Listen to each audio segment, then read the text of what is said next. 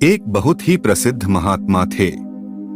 उनके पास रोज ही बड़ी संख्या में लोग उनसे मिलने आते थे।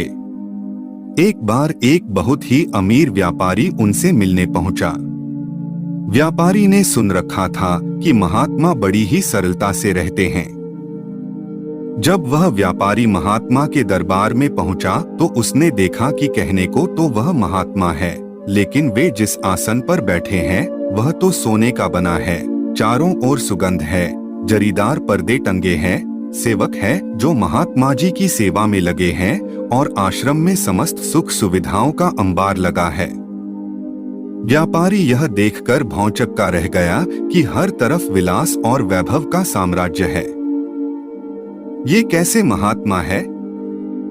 महात्मा उसके बारे में कुछ कहते इसके पहले ही व्यापारी ने कहा, महात्मा जी आपकी ख्याति सुनकर आपके दर्शन करने आया था, लेकिन यहाँ देखता हूँ आप तो भौतिक सपंदा के बीच मजे से रह रहे हैं, लेकिन आप में साधु के कोई गुण नजर नहीं आ रहे हैं।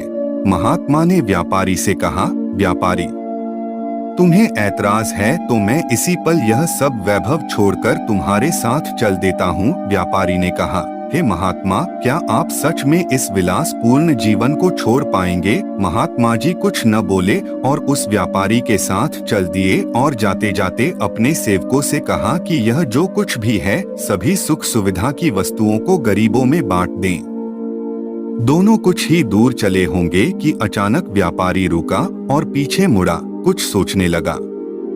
महात्मा ने पूछा, क्या हुआ, रुक क्यों गए? व्यापारी ने कहा, महात्मा जी मैं आपके दरबार में अपनी चप्पलें भूल आया हूँ, मैं जाकर उन्हें ले आता हूँ, उसे लेना जरूरी है, इतनी दूर नंगे पैर मैं नहीं चल पाऊंगा। महात्मा जी हंसते हुए बोले, बस यही फर्क है तुम में और मुझ में। मैं सभी भौतिक सुविधाओं का उपयोग करते हुए भी उनमें बंधता नहीं। मेरे लिए संसार के समस्त पदार्थ शून्य है, वे मेरे बंधन का कारण कदापि नहीं बन सकते। यही मेरे महात्मा होने का प्रमाण है, इसीलिए जब चाहूँ तब उन्हें छोड़ सकता हूँ और तुम जैसे साधारण मनुष्य इतने अमीर होकर भी चप्पलों के बंधन से भी मुक्त नहीं हो, तो फिर इस संसार सागर के रिश्ते नाते धन संपदा से कैसे मुक्त हो पाओगे? आओ मेरे साथ सांसारिक विरह का अभ्यास करो।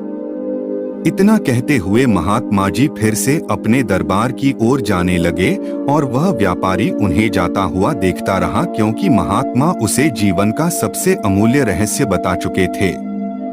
इस छोटी सी कहानी का सारांश ये है कि चीजों का उपयोग करना लेकिन उनके मोह में न पड़ना, यही जीवन का अंतिम उद्देश्य होना चाहिए, क्योंकि मोह ही दुखों का कारण है और जिसे चीजों का मोह नहीं वह उनके बंधन में भी नहीं पड़ता, और जो बंधन में नहीं पड़ता वो हमेशा मुक्त ही रहता है। दोस्तों, उम्मीद करता हूँ आपको आज की कहानी पसंद आई होंगी।